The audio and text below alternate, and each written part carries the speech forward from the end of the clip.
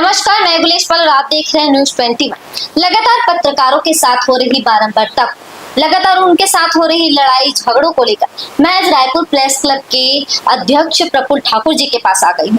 उनसे जानूंगी कि उनको जनता ने चुनकर अध्यक्ष बनाया है, पत्रकारों ने चुनकर अध्यक्ष बनाया है, इसका वो पूरा भरपूर मदद भी पत्रकारों का करते हैं। उनके लिए दिन दिन नहीं, रात रात नहीं, वो दिन और रात पत्रकारों की सेवा के लिए भी कार्य करते हैं और कल रात में 3 बजे भी पत्रकारों के साथ डटकर खड़े रहे। लेकिन लगातार पत्रकारों के साथ हो रही बारंबारता लड़ाई झगड़े को लेकर वो एक पत्रकार होने के नाते, एक अध्यक्ष होने के नाते क्या कुछ सोचते हैं, हम इनसे जानते हैं। जी देखिए, पत्रकारिता का काम एक चुनौतीपूर्ण काम तो है।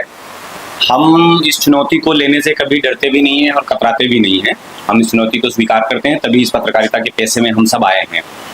लेकिन फिर भी हम ये अपेक्षा तो करते हैं कि कोई गुंडा या सरकार से प्रायोजित कोई लोग पत्रकारों को कम से कम जान से मारने की धमकी तो ना दें।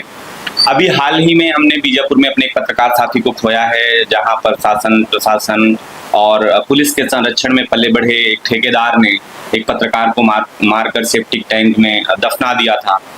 हम नहीं चाहते कि प्रदेश में छत्तीसगढ़ जैसे एक ऐसे राज्य में जहां चुनौतीपूर्ण है पत्रकारिता, किसी और पत्रकार के साथ इस तरह की घटना घटे। जैसा कि ये वाकया अभी जो आया है सामने, इसमें रायपुर का सबसे बड़ा सरकारी अस्पताल है doctor Bhimrao Ambedkar memorial hospital. यहाँ पर हमारे कुछ पत्रकार साथी जो है वो रिपोर्टिंग करने के लिए गए थे, जहाँ पर उनको वहाँ बाउंसर्स ने जो है उनको रोक लिया और उनके साथ धक्का मुक्की की, मारपीट की, उनके शर्ट फाड़ दिए और उनसे कहा गया कि वो पिस्टल रखे हुए थे और उन गुंडों का कहना था कि अगर तुम मुझे रायपुर में कहीं भी दिखते हो तो मैं तुम्हें गोली मार दूंगा।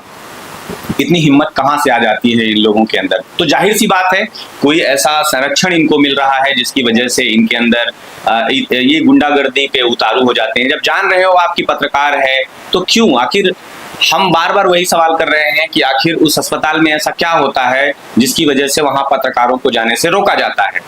क्या अस्पताल में जो है अस्पताल को अय्याशी का अड्डा बना दिया गया है? जो जेल में बंद कैदी या बंदी रहते हैं उनको वो इलाज के बहाने अस्पतालों में आके भर्ती होते हैं और उनको अय्याशी का सामान मुहैया कराया जाता है? क्या अस्पताल में अंगों की तस्करी हो रही है? क्या वहां नवजात शिशुओं को बेचने का कोई खेल तो नहीं चल रहा है, कोई धंधा तो नहीं चल रहा है? या जो गरीब हैं, जो वंचित हैं, जो जरूरतमंद हैं, उनकी तकलीफ हम दिखाते हैं तो उससे तकलीफ हो रही है किसी को? आखिर क्या ऐसा चल रहा है उस अस्पताल के अंदर जिसको दिखाने से, जिसको एक्सपोज कर देने से या जिस पर खबर बना देने से या हमको रोका जा रहा है कि हम वहां अंदर ही ना जा पाए ताकि हम कुछ दिखा ना पाए? ऐसा क्या हो रहा है उस अस्पताल में? तो हम सब जो है इसी बात की मांग सरकार से कर रहे हैं कि आप इसकी जांच कराइए। और दूसरा, हम आश्वस्ति चाहते हैं कि छत्तीसगढ़ में पत्रकार कहीं भी अपनी पत्रकारिता निर्बाध रूप से कर सकें, उनको कोई उनकी हत्या करने की, उनकी जान से मारने की उनको कोई धमकी ना दे, उनको मारे ना। इस बात का आश्वासन हम सरकार की ओर से चाहते हैं। आश्वासन क्या, हम आश्वस्ति चाहते हैं, सरकार इंश्योर करे इस बात को। सभी पत्रकारों का उम्मीद आप ही एक बचे हुए हैं कि आप सरकार से गुहार लगाए कि पत्रकारों के लिए कोई नियम बने, कानून बने। तो क्या आपने सरकार से कोई विनती की है कि जरूर पत्रकारों के लिए नियम कानून बनना चाहिए? बिल्कुल बनना चाहिए। हम तो पत्रकार सुरक्षा कानून की मांग लगातार कर रहे हैं। पिछली सरकार ने जो थी कांग्रेस की, उसने पत्रकार सुरक्षा कानून लेकर भी आया था, लेकिन वो कानून बहुत कमजोर है।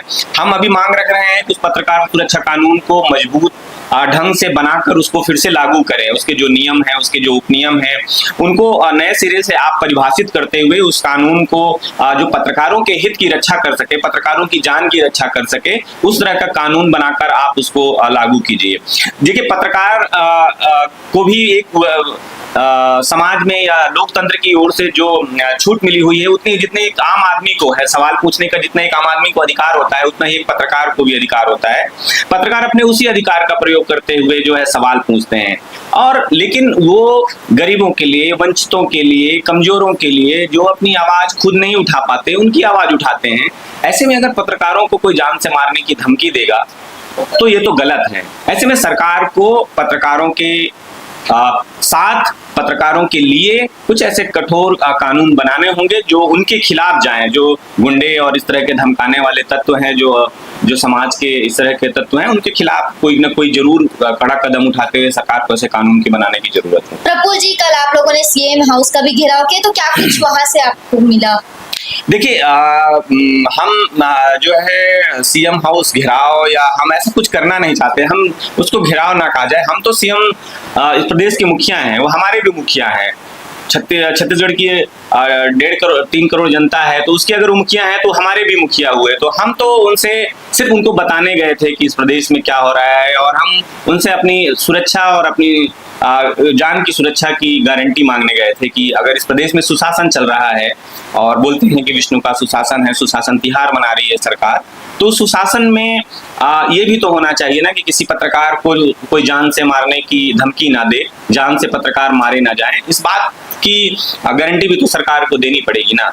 तो हम, चूंकि सीएम हमारे मुखिया हैं, हम सिर्फ उनसे गुहार लगाने गए थे कि आप हमको इस बात की गारंटी दीजिए कि आपके इस प्रदेश में पत्रकार मारे नहीं जाएंगे। तो क्या कुछ उनके तरफ से निकल कर आया? नहीं, सीएम और सरकार के ज्यादातर लोग जो है नीति आयोग की बैठक में दिल्ली गए हुए हैं, लेकिन रात को जो है पुलिस और विभाग के अधिकारी और तमाम लोग थे, प्रशासन की ओर से भी थे। और बाद में रात को जो है स्वास्थ्य मंत्री श्याम बिहारी जायसवाल ने टेलीफोन पर बातचीत की। वो भी बाहर हैं, लेकिन उन्होंने टेलीफोन पर बातचीत की है, और उन्होंने आश्वासन दिया है कि जो भी कंपनी जो है, जो सिक्योरिटी का काम वहाँ अस्पताल में करती है, उसका ठेका निरस्त किया जाएगा। जिन लोगों ने पिस्टल रख के धमकाया है, जान से मारने की धमकी दी है, उनके पिस्टल के लाइसेंस निरस्त किए जाएंगे, और उनके ऊपर जो भी कार्रवाई होगी कानूनन वो जो है की जाएगी। और साथ ही उन्होंने इस बात के लिए इंश्योर भी किया है कि अब इस तरह की घटनाएं पत्रकारों के साथ घटित ना हो, इसके लिए उचित कदम जो है सरकार की ओर से उठाए जाएंगे। तो ये थे रायपुर प्रेस क्लब के अध्यक्ष प्रफुल्ल ठाकुर जी, जिन्होंने पत्रकारों को लेकर क्या कुछ शासन प्रशासन से गुहार लगाई कि पत्रकारों की सुरक्षा होनी चाहिए। अब ये तो वक्त ही बताएगा कि शासन प्रशासन कब सचेत होगी और पत्रकारों के बारे में कुछ ठोस कदम उठाएगी। लेकिन उससे पहले छोटी से छोटी और बड़ी से बड़ी खबरों के लिए बने रहिए न्यूज़ 21 के साथ। मैं गुलेश पाल, कैमरामैन अभय के साथ, रायपुर, छत्तीसगढ़।